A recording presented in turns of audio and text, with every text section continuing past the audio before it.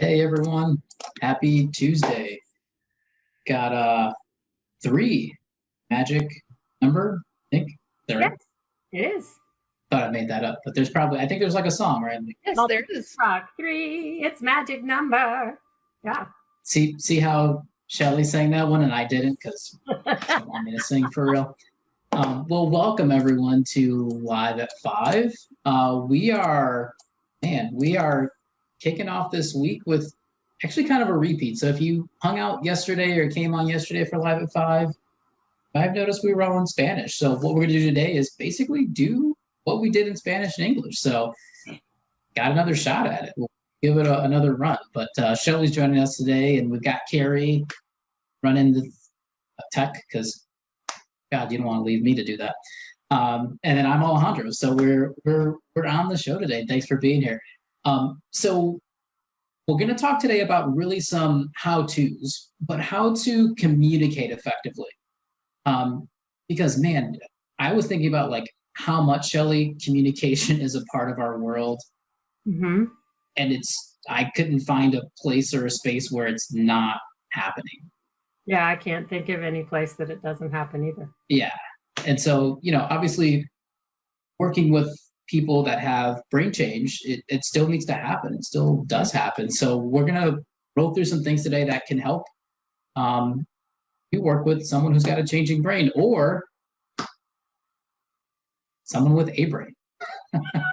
Because all our brains are changing. It's just the idea of living with dementia or not. So one of the things that I did a lot of practicing with, and man, was it tough when I first started, was the idea of validating what people say, or reflecting. Some people call it reflecting what people say.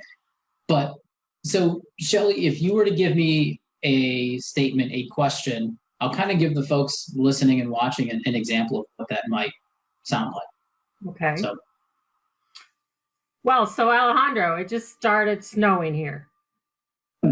it's snowing in your Yeah. place. It's Oh, snowing here, and it doesn't normally snow here. yeah, this is unusual. Yes. Huh. So, thanks, Shelly. And that, Shelly, it is really raining or snowing where you are. So, but the common thing for people to do is to take Shelly's information of it's snowing and ask a question or talk about something related to it. But the difference with reflecting or validating is I take a moment to let Shelly know, hey, I heard you, but it's giving Shelly her words back. Mm-hmm. Or it's giving Shelly's key phrase or message back. Because when the message is this long, man, is it tough to communicate all of that back. So what we can do is take little snippets, take the big idea and give it back. Mm-hmm. That actually brings us to the second thing, doesn't it, Shelly? Yeah. The idea of keeping things short, keeping it tight. So if I am really looking for Shelly to get some food with me, I could say, Shelly, I was thinking we'd get some dinner, but I was thinking we'd go across town to the place that has the Chinese food, but not the one that also has the Japanese food, because those are 2 different places. But really, what I was thinking, love some of the kung pao chicken stuff. That's my favorite. How about your favorite? Yeah. So you want the kung pao? Start. So Shelly, look at Shelly's brain going. Perhaps just shut up, Alejandro, so I can get. I was going to say time out. Oh no. So what I wanted to communicate to Shelly was basically we're getting dinner. Mm-hmm. Chinese. I didn't really need to tell her all the steps of this thing, but that's the way my brain was. And Shelly doesn't really care. So there you go. But if I was to change this and say, Shelly, Chinese tonight. Oh, cool. Good. Yeah, cool. Chicken or pork? Oh, I'll do chicken. Chicken. Okay. So the idea of I communicate in a way that's short and it's tight, not because Shelly isn't capable of taking in data, but I don't want to overload Shelly with data.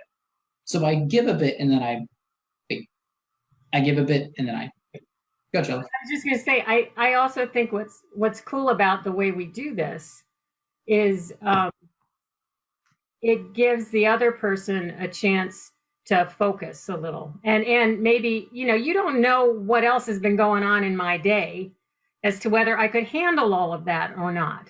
Yeah. Yeah. So for sure, the idea of living with brain change, yes, but also living with a brain that is just tired at the end of the day. When it's somewhat typical to have this conversation of, yeah, what do you want for dinner?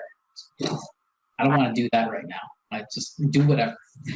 So the other thing, I don't know if you caught it, but Shelly actually did the other thing.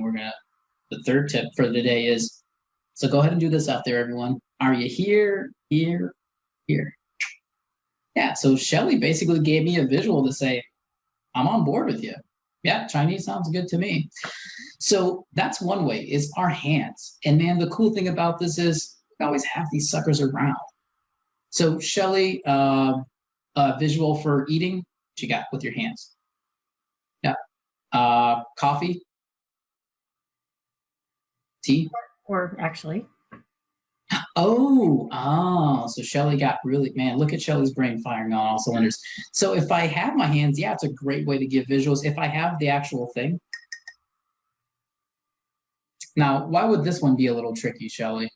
Well, because it's not see-through, and yeah, and I'm not sure if it would be hot or cold. Yeah, I have no idea what's in here. It is not a typical cup kind of thing.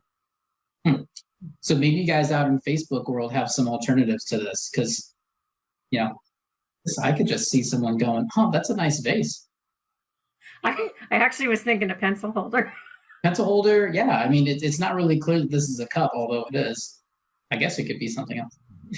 But those idea visuals start to be even more important when I'm looking to support someone else whose brain is changing, or they're just tired. I'm tired. So how do we get this to be what we do? Practice.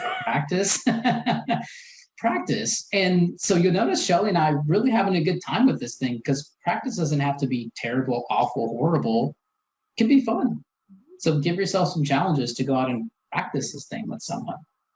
So the other thing is, we got a space for you to practice, and it's fairly short. It's a 2-hour block that we call Champion Days. And in February, our time is moving from 2 to 4 p.m. Some of these same skills, some more skills that you can try out over Zoom. So, we can see you whatever country or place or space you're living in. And then the other piece is, if you're looking for more how-tos, man, there are 70 plus free podcasts that TIPA has done, some with guests, some without guest or special guests. But lots of really nice little short, tight snippets out there. They don't have a visual because they're podcasts, but it's auditory, and it may have something that you're interested in out there. So go give it a look, because it's free, and also share it. If you find something that's not helpful for you, but maybe for someone else, give it a whirl, share it out.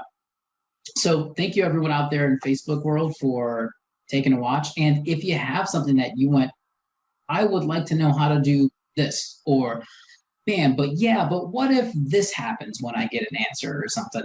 Drop it in the comments, because what the team's doing on our end now is trying to grab some of those and put them out here for you. And we certainly would love to hear how we could be helpful. So thanks everyone. Thanks Carrie. Thanks Shelly. Enjoy your night. Hey folks, thanks for watching. Please like and subscribe to help us spread TIPA's positive approach message around the world. And don't forget to click the bell to get notified when new videos are posted.